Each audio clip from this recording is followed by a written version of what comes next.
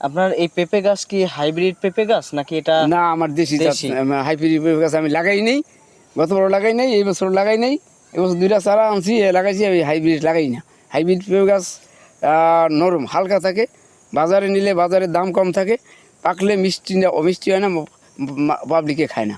এই এই যে পেঁপে গাছ লাগাইছি, এই যে মাঝে মাঝে ভাই আপনি কি hybrid 3 KG, 3.5 KG, 1.5 KG, 2.5 KG, 2 KG একটা পেঁপে পাবলিকে কয়লে ওই হাইব্রিড না, হাইব্রিড না। এরপর এই পেঁপে ব্যস্ত নিলে যে পেঁপেটা প্রত্যেকটা গাছের পেঁপে মিষ্টি না, বাজারে নেই, জায়গাদারে বেশি যে ভাই কেউ কেউ যদি অবজেকশন দেয় যে পেঁপেটা মিষ্টি হয় নেই, টাকাটা রেখে দিবেন, টাকাটা দিয়ে দিবেন।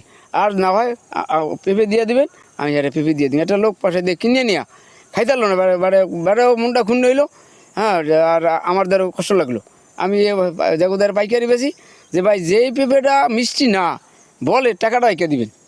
হ্যাঁ, টাকাটা দিয়ে দিবেন, আমার তো টাকা নিয়ে নেবেন। আর নয় পেঁপে দিয়ে দিবেন।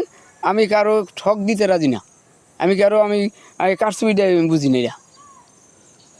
যারা পেঁপে চাষ করতে চায় বা পেঁপে চাষে আগ্রহী হতে চায়, এই সেক্টরে উদ্যোক্তা হতে চায়, তাদের জন্য আপনার পরামর্শ কি?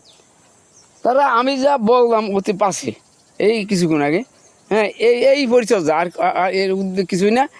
লাগাইতে হইব যেমন শ্রাবণ মাসের পয়লা হইতে লাগাইতে হইব। ব্যাক পেঁপে গাছে তো পেঁপে হইব না, কিছু 10টা গাছ লাগাইলে 2টা গাছে পেঁপে আর 8টা ফুল হয়ে যাবো গা। এর লেগে প্রচুর পরিমাণ লাগাই দেব, যেটা ফুল হয়ে যাবে কাটিয়ে আলাম, যেটা পেঁপে থাকবে এটা রেখে দিই। বেশ লাগাই দিব, বেশি ঘন করে লাগাই দিব, যেটা পেঁপে হইবে এটা রাখুম, আর যেটা পেঁপে ফুলিয়ে যাবে এটা কাটিয়ে আলাম। এই পরিচর্যা আর কিছু নেই।